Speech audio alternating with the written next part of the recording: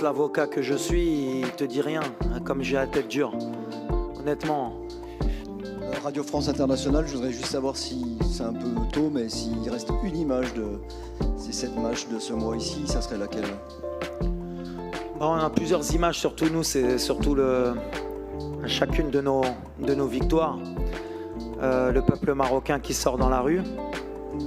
Et aussi le fait que Sa Majesté aussi soit sorti fêter les victoires dans la rue avec le peuple, ce qui montre qu'on a eu un impact extraordinaire et qu'on a réussi à tous se réunir pendant un mois. Voilà, c'est vraiment l'image que j'ai de cette Coupe du Monde. On a vu l'équipe très en colère avec l'arbitre à la fin du match. Et pensez-vous que le Maroc n'était pas respecté dans les derniers matchs? Merci. Non. Quand on perd, on est toujours déçu.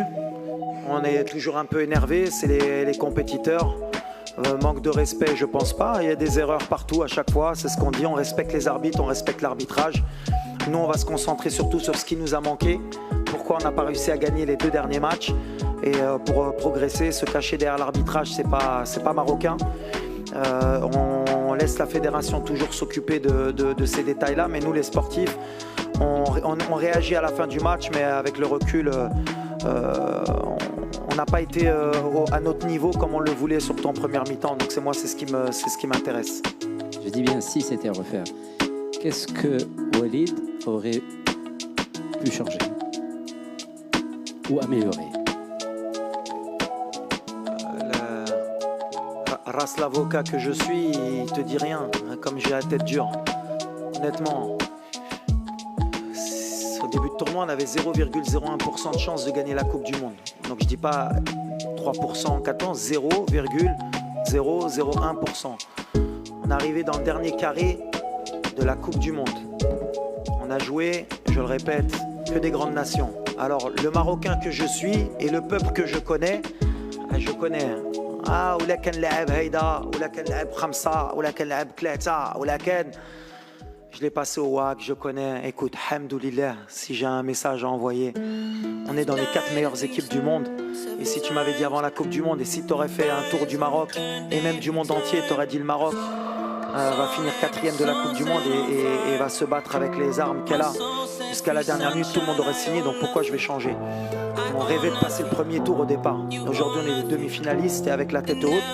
Donc j'ai rien à changer. Par contre, pour 2026, si je dois encore être ici, bien sûr que j'aurai plus d'expérience et peut-être qu'on changera certaines choses. Mais tu verras qu'en 2026, peut-être qu'on se rendra compte de ce qu'on a fait en 2022. Il faut respecter le football. Ce qu'on a fait, c'est extraordinaire. Les joueurs, j'ai rien à leur reprocher. Ils se sont battus jusqu'au bout. On leur reprochait de ne pas mouiller le maillot avant. Aujourd'hui, je pense qu'ils ont montré qu'ils se battaient jusqu'à la dernière minute pour leur pays. Et après, il faut accepter le football. Aujourd'hui, il y a des nations qui sont plus fortes que nous. La France est plus forte que nous. La Croatie, aujourd'hui, elle est encore plus forte que nous. Elle n'est pas aussi forte que nous, de beaucoup, mais elle est plus forte que nous. Il faut l'accepter, mais il faut travailler pour les dépasser. Et ça, ça fait 10 ans qu'au Maroc, on travaille pour déjà rattraper le retard. Aujourd'hui, on a montré qu'on n'était pas loin. Donc, si j'avais quelque chose à changer, rien.